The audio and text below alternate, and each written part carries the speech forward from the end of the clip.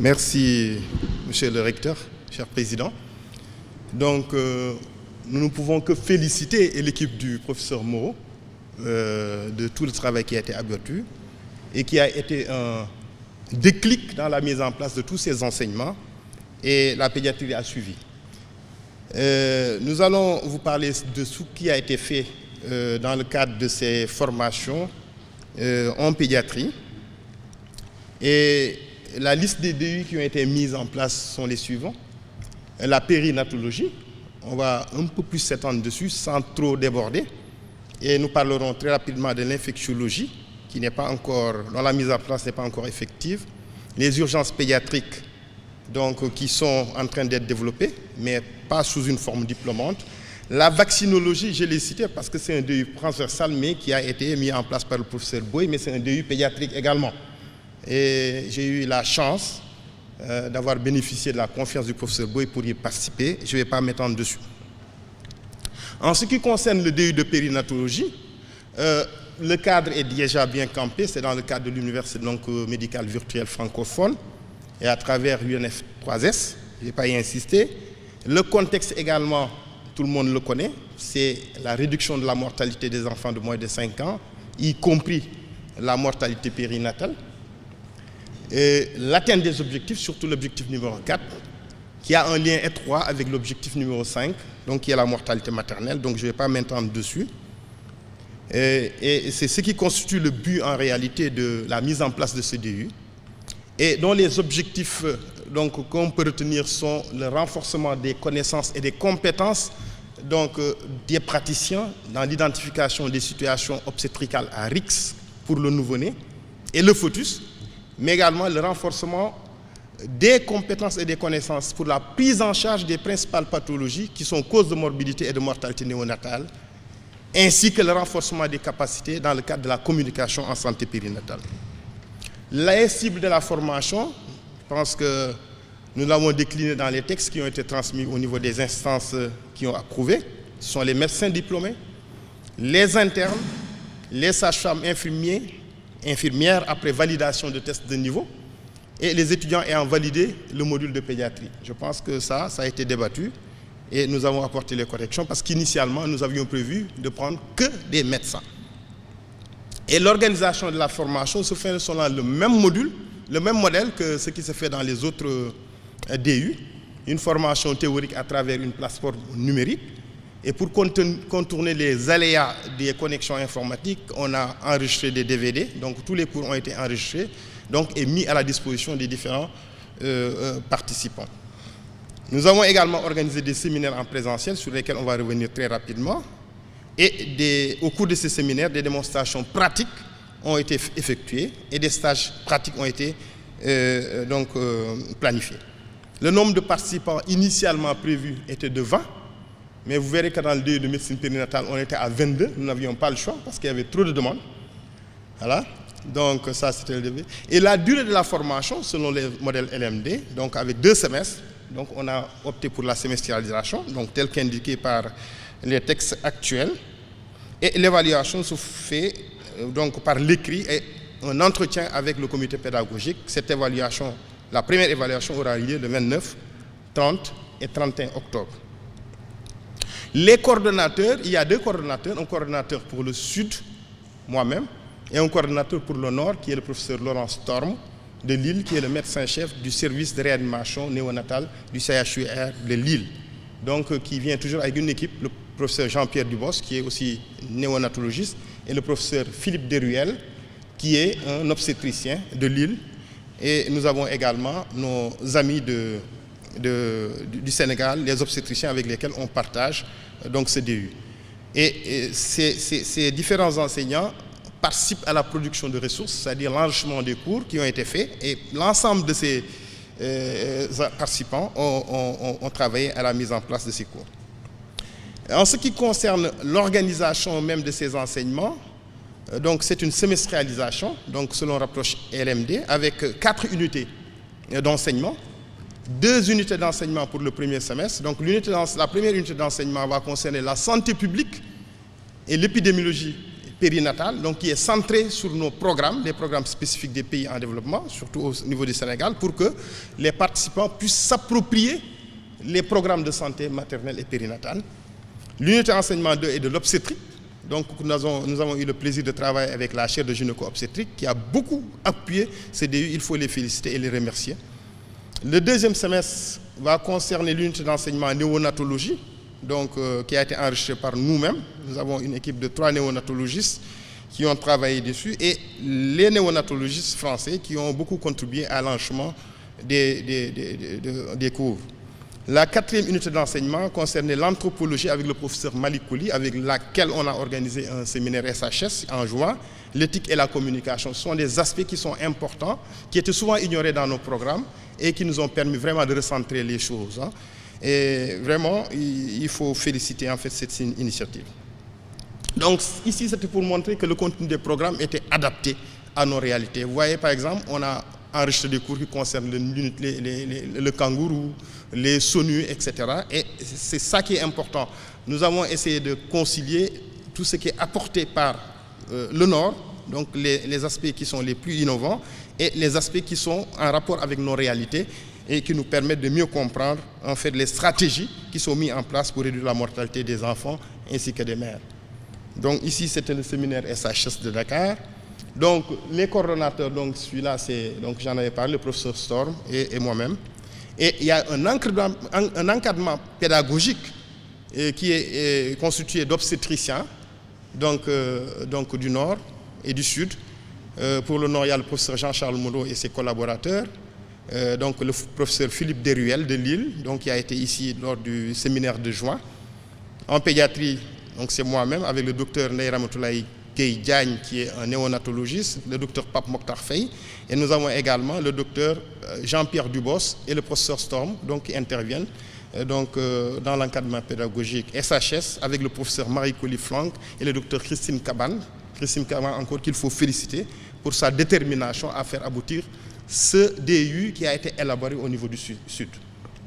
Donc le sujet n'est pas y revenir, nous avons travaillé ensemble pendant presque 2 ans. Nous avons eu des réunions à Dakar et des réunions à Paris. Et je me rappelle d'une des réunions où nous n'avions pas pu terminer cette réunion, on l'a terminée dans un bistrot, entre parenthèses, donc pour pouvoir arriver à être d'accord sur le contenu des programmes entre Sud et Nord. Je pense qu'il y a eu des discussions qui ont été profondes, qui nous ont permis de mettre en place tout un programme qui tienne compte des réalités du Nord et des réalités du Sud. Vraiment, c'était une très bonne chose et tout le monde a félicité cette approche. Actuellement, pour le bilan de l'année académique 2011-2012, nous avons 22 inscrits, dont 21 pédiatres diplômés. Ça, c'est une bonne chose parce que ça nous permet d'avoir des tuteurs qui ont un niveau qui est très bon. Ou donc un pédiatre privé qui est inscrit, un médecin chef de district de Bignona qui est pédiatre, un pédiatre du Niger, donc qui est assistant à l'université Abdou Moumouni de Niamey, où je donne des cours, et un médecin généraliste. Donc nous avons quand même une panoplie d'inscrits qui nous permet de travailler. Pour les séminaires en présentiel, nous en avons organisé 3. Le premier séminaire en présentiel, nous l'avons effectué en mars 2012 à la clinique gynécologique obstétricale.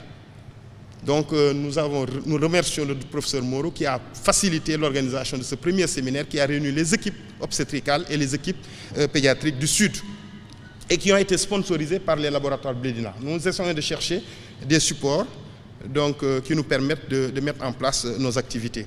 Le deuxième séminaire du 14 au 18 mai a eu lieu à l'hôpital Albert Royer avec la participation des équipes de pédiatrie et d'obstétrique du CHUR de Lille, les équipes de pédiatrie et d'obstétrique de l'Université de Dakar. Encore une fois, l'équipe du professeur Moreau est venue en masse. Ils ont contribué de façon très positive à la réussite de cette activité. Et nous avions invité des pédiatres africains.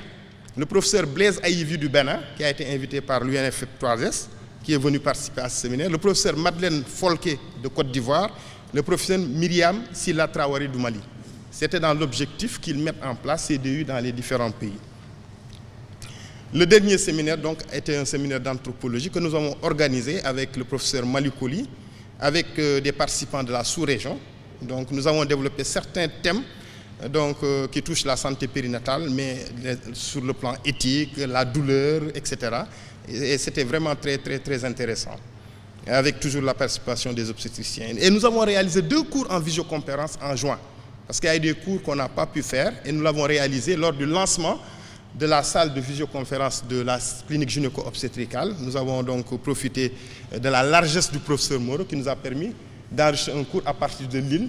Et le professeur Storm a fait son cours sur l'hémodynamique. Le professeur Deruel a fait un cours sur l'enregistrement du rythme cardiaque fœtal. Et ça a été suivi dans plusieurs pays, dont Dakar, Bamako, Cotonou et Niamey.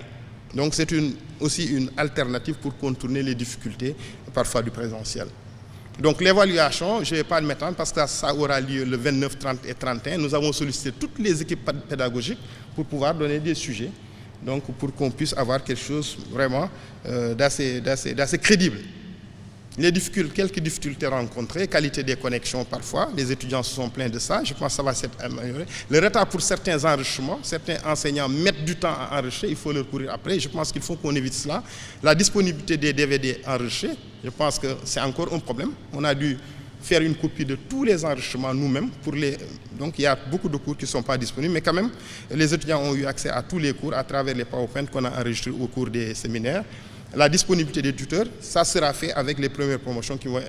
Donc, ce DU également, nous l'avons exporté à Madagascar. Et récemment, nous avons implanté le DU de médecine périnatale à Madagascar sur demande de l'Université 3S. Donc, la demande était forte. Ils avaient déjà 14 inscrits. Donc, nous avons fait un séjour d'une semaine avec le professeur Alain Manger, qui est un ami de Besançon, qui est venu appuyer pour la pédiatrie, moi-même et le professeur Malik Boukerou de La Réunion, où nous avons fait des conférences donc pour lancer ce DU qui va adopter le même programme, le même contenu. Et vraiment, c'était un vrai succès. Donc voilà. L'infectiologie materno-fœtale, très rapidement, pour ne pas trop prendre du temps. Donc les objectifs sont connus. L'infection, c'est une des premières causes de mortalité chez les enfants. Donc la pertinence de ce DU n'est plus à démontrer. Je pense que tout le monde le sait. OK. Voilà. Et c'est la même démarche, c'est de renforcer les compétences et les compétences sur les situations à risque obstétrical, d'infection, afin de mieux anticiper sur les besoins de prise en charge spécifiques en période néonatale et de renforcer les connaissances et les compétences des pour la prise en charge des principales causes de morbidité et de mortalité néonatale liées à l'infection. Donc ça va être... Les cibles de la formation, c'est la même. Donc médecins diplômés, internes, sages-femmes, étudiants ayant validé le module de pédiatrie. Il y a un coordonnateur sur Sud et Nord, et des producteurs de ressources qui sont des pédiatres, des obstétriciens, des bactério-virologues, des infectiologues. Donc nous avons travaillé avec ces... Et il y a 4 unités d'enseignement. Une unité d'enseignement qui porte sur les généralités et les aspects législatifs. L'unité d'enseignement infectiologie materno-fœtale bactérienne.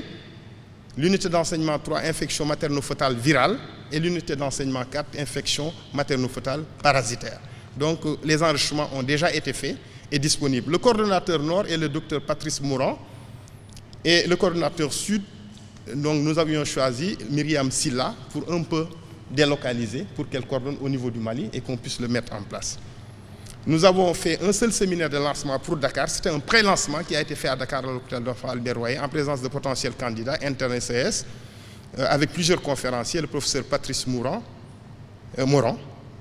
professeur Ousmane Ndiaye, Cheikh Tidiane Cissé, Jean-Pierre Dubos, le docteur Christine Cabane, avec un support technique de Léopold Diouf qui nous a vraiment accompagnés. Donc les cours ont déjà été enregistrés et finalisés depuis. Je pense que pour ça, les textes élaborés et adoptés, et pour 2011-2012, il n'y a pas eu d'inscrits. On continue de faire les plaidoyers pour les inscriptions. Enfin, les urgences pédiatriques. Actuellement, les urgences pédiatriques, ce n'est pas un DU. Ce sont des formations pratiques qui sont développées. Et le coordonnateur Nord, c'est le professeur Francis Leclerc de Lille, qui est le médecin-chef du service de réanimation pédiatrique du CHR Jeanne de Flandre de Lille. Le Sud, c'est le professeur Mamadouba, qui est le coordonnateur principal. Et le professeur Elisabeth Diouf, donc voilà, qui appuie beaucoup cette formation. Donc c'est obligatoire pour les inscrits du DU d'urgence pédiatrique, donc qui est développé au niveau de la chaire d'anesthésie, ouvert aux médecins et pédiatres qui désirent le suivre sans obligation d'inscription au DU d'urgence et ouvert aux infirmiers et sages-femmes. Donc il ne s'agit pas d'un véritable enseignement de DU, mais ce sont des formations pratiques en résumé. Seront donc le modèle EPILS, Pediatric Emergency Immediate Life Support, c'est connu, qui est un programme européen de formation. Et ici, à Dakar, ce sont des formations d'une journée qui sont développées. Donc, voilà, donc cette formation constitue un module du DU d'urgence, coordonné par le professeur Elisabeth Diouf. Et dans chaque formation, il y a des sages-femmes et des médecins. Donc, la première session a eu le 23-25 octobre 2011 et 96 personnes ont été formées. Et la nouvelle session vient de commencer, c'était le 13 et le 15 octobre, je ne vais pas insister. Et c'est une occasion pour repérer d'éventuels enseignants pour pouvoir favoriser une formation en cascade. Je ne vais pas entrer dans les détails, je pense que les choix sont faits au cours de la formation. Et il existe un matériel de démonstration qui appartient maintenant à nos institutions, qui est basé à l'ENDSS, donc des mannequins, des embus et tout, qui permettent de faire ces formations et de les pérenniser. Le DU de vaccinologie, enfin, c'est mon professeur Boy. Voilà. Non, c'est une seule page. C'est pour dire que c'est un DU pédiatrique. Parce que le souci, c'est de réduire la mortalité néonatale, mais la mortalité post-néonatale. Parce que la mortalité des moins de 5 ans, c'est 40% de nouveau-nés, mais 60% de maladies évitables par la vaccination. Donc, c'est un DU qui est très pertinent, qui vient à son heure et qui permet d'avoir tous les moyens de réduire la mortalité des enfants de moins de 5 ans. Je vous remercie de votre attention.